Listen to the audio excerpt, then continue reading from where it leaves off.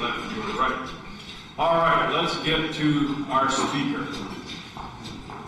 I'd love to write a couple of pages on this guy since I know him so well, but I decided to keep it short. Clement Bamikole is the program coordinator for liberal arts at Georgian College. His wife Janet is here with him today at the table. They have 3 grown children, and I'm sure he'll explain all the story about the kids as he goes. They attend Harvest Bible Chapel, where Clem is an elder. So it's my pleasure and privilege to introduce my good friend and brother in the Lord, Clem Bamikole.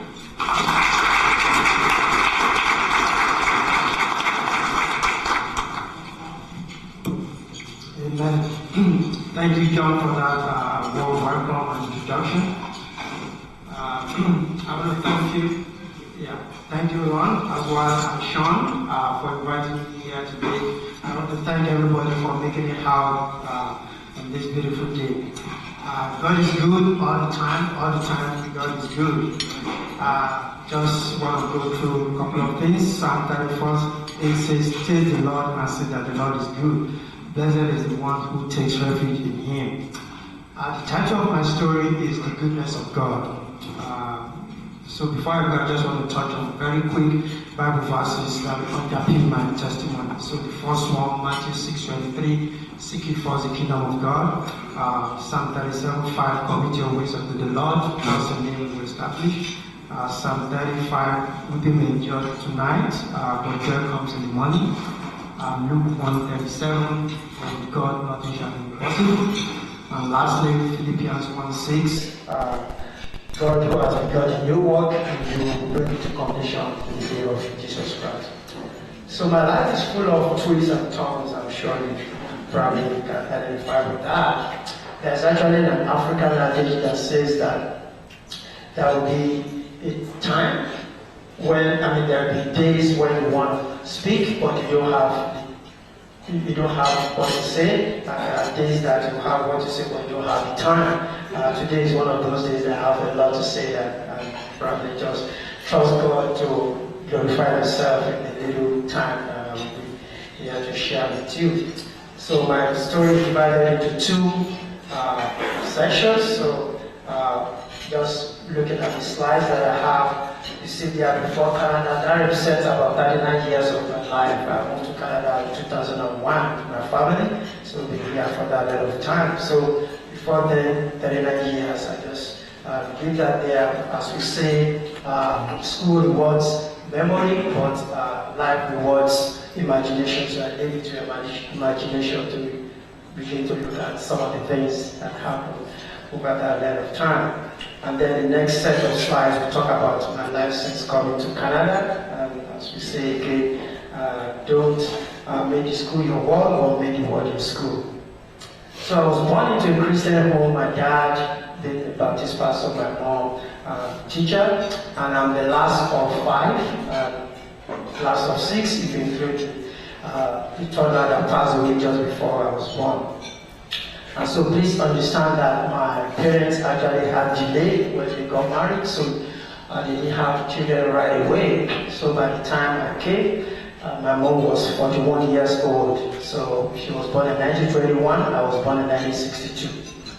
And so I was this very tiny little boy, and my dad was so afraid. I guess it was such a high-risk pregnancy, and having lost the child before, so he was so afraid for my life. And I don't know how he did it, because my dad was always away for most part of the year, because he was working with the American Baptist missionaries in Nigeria, so traveled Nigeria and some West African countries. But something is interesting in the sense that 5 of the 4 surviving kids were all born in December, within the space of about roughly 1 week. December 6, 12, myself 18, and somebody 25. So I don't know how they did it, but that's managed to come to that. So something, maybe they were doing some calculations or something, I don't know. But something is important as to African names. I don't know if you know, there's always a meaning to your name. So I was given this name, Father of Shaw. So literally taken from Psalm 23, the Lord is like my guide and my God. And that kind of sets the tone pretty much for the rest of my life, that name alone. And the other name, Clement, fellow yoke bearer in Philippians 4:3, if you know the story. So that's the name of, the meaning of Clement. So kind of this child born during their old age. So at age 12, I gave my life to Jesus Christ and during revival service. And it was pretty powerful for me because at that time, at least, I have an understanding of why I need to do that. And fast forward, God saw me through high school, but then in the university, it was not that easy, the peer pressure and all of that. So it was party, booze, and all of that. But God arrested me after the youth service in Nigeria. I come from Nigeria, sorry, I didn't mention that. So in Nigeria, after your university, you have to do national service, you do paramilitary training, and then you do primary posting. And so after all of that, we were being paid something, but it wasn't much money. So I wasn't faithful in tithing because I knew I should be tithing, but I wasn't tithing. Instead, I was actually titrating. Some of you chemistry will understand that. So instead of tithing, I was titrating. So, but God arrested me, and then that was actually the turning point because then I dedicated my life, and a lot of things began to happen. I would say God is a God of second chances because for me, in a lot of the places where I worked, I actually got hired the second time around, including where I work in Georgia and including the position that I hold now. It's like God just giving me the first chance, like a dress rehearsal, and then the second time, boom. So that has been the case.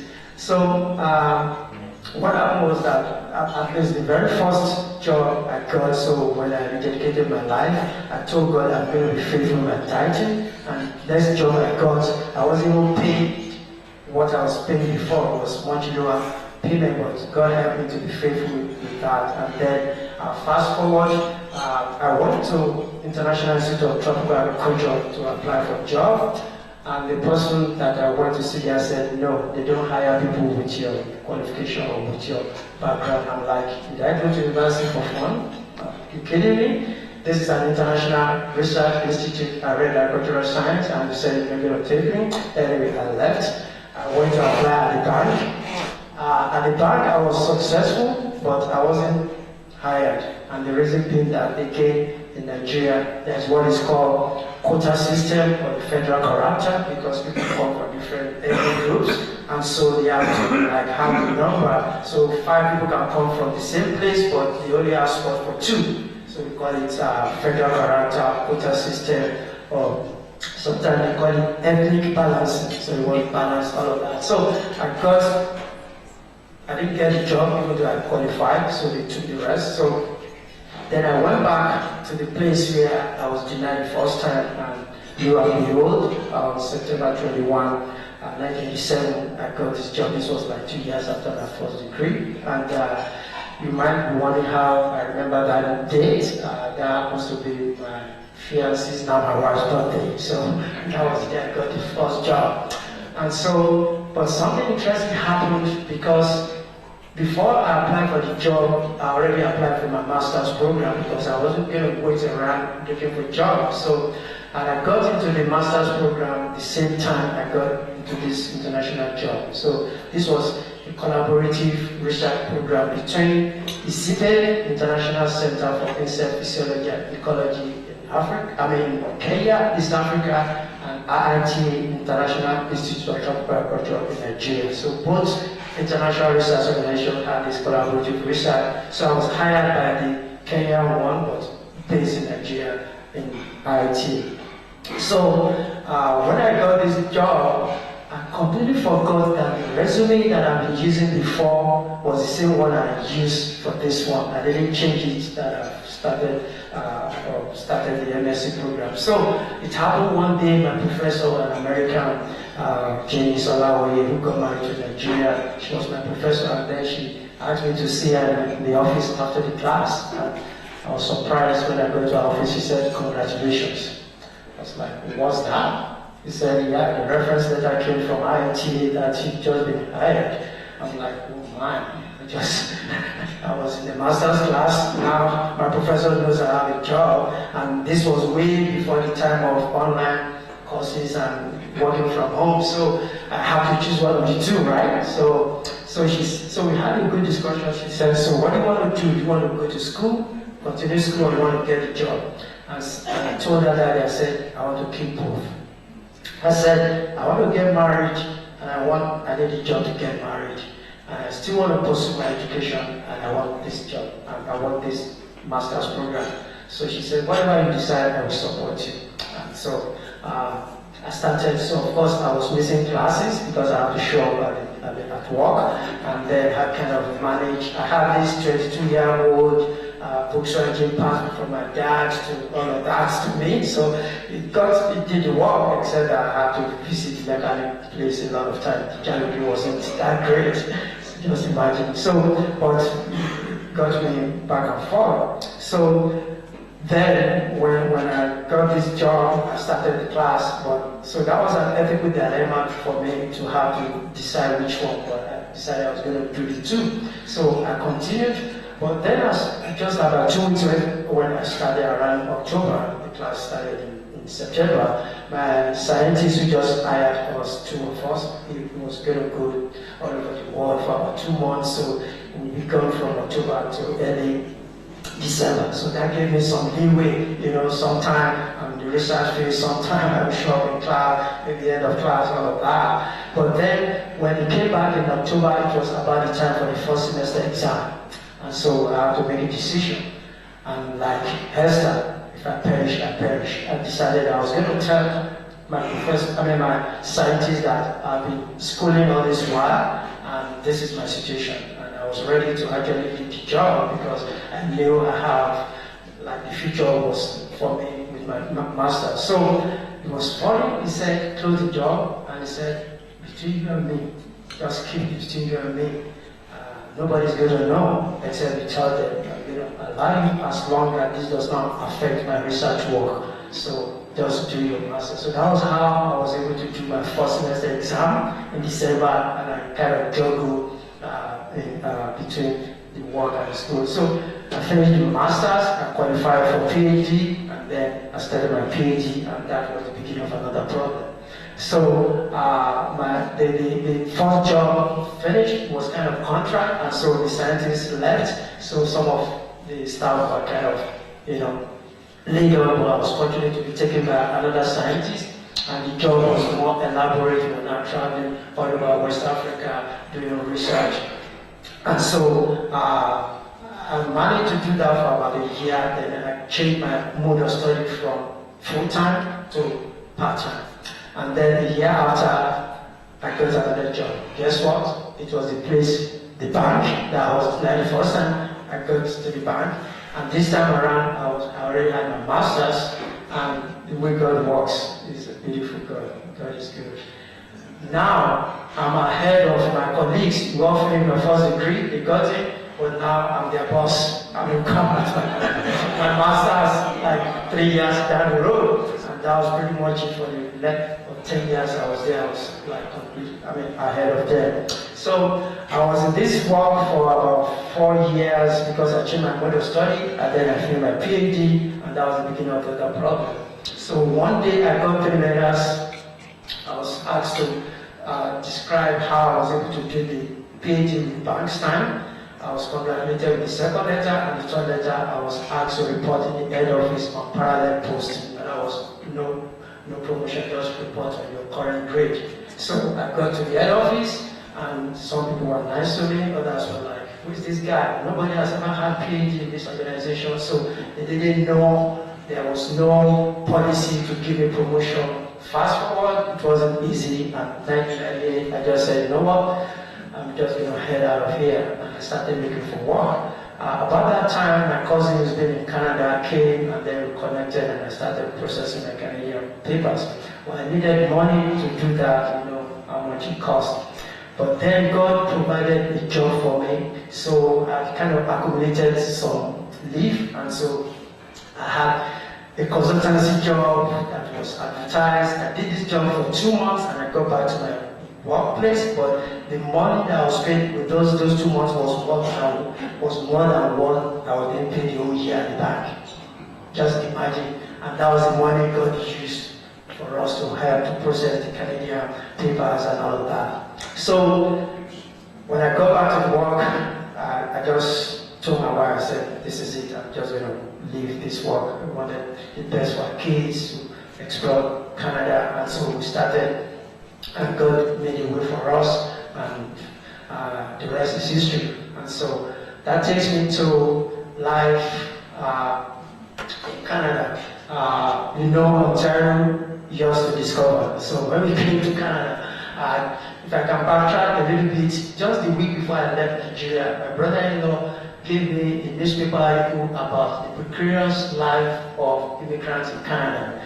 That was like, no job, discrimination, all of that. So it was like, I said, no. Bible says, without putting his hand on the plow and not look back, I've decided I'm going to go, whatever it is, I'm in for it. So you can imagine, I came here and that was the case. It was really tough. So there were 2 classmates of mine that I consulted that kind of did the SWOT analysis to find out what are the things that can be done in Canada, and we narrowed it into 2. That we can go into teaching and go into nursing. My wife decided to go to nursing. She's a registered nurse today, to the glory of God. And for me, I had to support her the first couple of years. She had to go back to school because she had a master's in Greek, just like myself, but now she moved to nursing career. So when we did that, I started, when she was working, I started in Group O. I worked in the arena, I got into Vita, so we did a lot of training. Actually, I was sent to Pittsburgh to learn about Prader-Willi, autism, all of that, to support some of the clients. We did CPI, first trade, medication training, everything. And so I was in the Group O, but then I changed to night duties because I needed to do some other stuff. So that took me to consulting. So in 2004, we found this company, ICTC, Intercontinental Consulting Training Center. I became the CEO. My partner in Nigeria was helping. And so what you see there, the welcome, Ron, you might be surprised. Ron did that for me, ProSign. I'm not sure if you remember anymore. That welcome sign was used to receive people at the airport that came for the first International Women's Summit that we organized. And the next picture there is actually like DVD we did after the program for the people that came, and with the picture of the background there was some of those people there. It was not successful, not because we didn't do our job, but because of some issues, and so we run at a loss. In fact, some of the people that facilitated that training is here today, my friend Brian. He didn't take a dime from me. I had to pay other people, but he's my friend, so he just said, I did that for you. We lost myself and my wife. We were crying like, wow. We paid for 40 people and only 10 people showed up. And all of them will have come, but for political problem in Nigeria, there was time they were changing government, and then the president said nobody should travel. So the minister who agreed to come and lead the delegation could not travel, and because of that, other people bailed. So out of 40 who were expecting, only 10 showed up, and out of the 10, about 6 paid. So you can imagine. Anyway, fast forward, God, so those are some of the materials we use. So you can imagine spending all of that money for 40 people and only 10 people showed up. So, but thank God, a couple of months later, God made a way for us. We had that in Vienna, Austria. I'm sure you can see it. It was a training, ICTC, you see that over there. So my friend Brian had to go to Vienna, Austria to deliver the training on behalf of ICTC. So I see how God works. So we got that. So that kind of helped with the losses we incurred in the first training. But then, so because this consulting was like multifaceted, so my colleague in Nigeria is a mine engineer, actually flew from Western Ontario here. And so we went into mining investment. So that is IMICO, International Mining Investment Conference of Nigeria, and I'm an exhibition in Nigeria. So we went to mining. If anybody is to mining, you know the PGs in Canada. And so, you know, navigating all of that, setting up appointments for my colleague flying from Nigeria, and was in downtown Baytown, you know, setting things up in an area that had little of no background, but that's part of consulting. So I was able to do that, and we ran that actually for about 3 years. So every summer I would go to Nigeria, and we had people from Canada actually attending part of that. The intention was to make Nigeria a mining destination. So we were successful with that, and then back in Canada, we were able to do some training again. We brought some people, so the study tour on waste management, and another friend of mine. Actually, we ran this 3 times, but the first 2 were successful because we know all the immigration issues to get people to travel here. So, but we ran it twice, and one of my friends, who's also here, Jeff, was the one that anchored the second international study tour that we did. And so God again is faithful, but in between all of that, I was into stock trading. I did stock trading, I did options trading, you know, because don't forget I was doing night work, and so I had my day to kind of, you know, do all of those things. Not everything was rosy, as you can imagine, but God remains faithful. And so, so these are some of us. I also found Afghan with another colleague of mine, so African Canadian Afghan Resources. The guy is also in the room today. I was also at the food bank. I was on the board of the food bank for about 7 years. The last 2, I was the chairman board of directors of Berry Food Bank. And then, so a little bit, so in 2007, it was, I remember the day very well, myself and my wife, we started crying, and it was out of concern for her. She said, so what are you going to do again? Do you want to go back to school and do maybe pharmacy or something? And I said, no. I said, after PhD, I'm not going to go back to school. I said, I trust God will do something with my PhD. It's the rod in my hand like Moses. And she said, okay, I'm going to be praying for you from today on that your PhD will not be to waste. Guess what? A few months down the road, there was this posting from John Brown College. It was actually sponsored by our Ontario government, so I got to go to school for 1 year free of charge because it was a program being put together for internationally trained professionals. It's called CTTP, College Teachers Training Program. So people with PhD, masters. So I was in the second cohort, about 25 of us did that. And as soon as we finished that, I got a job at John Brown College part-time. So between 2007, 2009, I was doing that. And then 2009, and if I can backtrack a little bit, my very first month in Canada, I actually went to John Brown College. Georgian College, and nowhere to go. I went by a couple of years later. Maybe someone in the person said they can't hire me. So fast forward 2009, guess what? I went back to the same office. This time around, I met somebody else and he said, bring your resume, and the rest is history.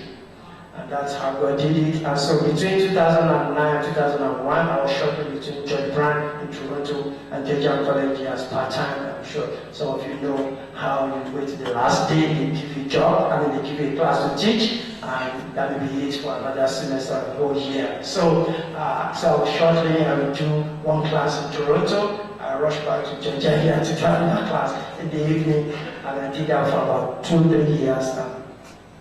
And as God will have it, in 2001, I got a full-time job at Georgian College, and the rest is history. God has been so gracious to me, and you know what? Sometimes I just sit back and reflect on my life and how God has been with me. You remember my African follower show from Psalm 23. God is my guide and my God. It's my shepherd. He's always been paving way for me. Even the current position that I have as a program coordinator, I applied for one program coordinator position before. I didn't qualify. About 3 months later, this one came up, I got it. So somewhere, something will happen the first time, but then the second time, it just clicked. So the picture I have there, it's actually in 2012, 2018. So it's called 50 times 50. George Brown College actually showcased 50 of their graduates who passed out or who were new immigrants at the time they were at the college. And so that was the project was to recognize the 50 years of post-secondary education in Ontario. And I happen to be one of the 50 students of George Brown College that showcased in that. So that's the thing there. That's my portrait. It was actually a month-long exhibition at the waterfront campus of George Brown College. So I got to partake in it. But that picture was taken from my Georgian college class. So, yeah. Okay, I'm going to stop here. I'm very respectful of your time. So thank you, and God bless you.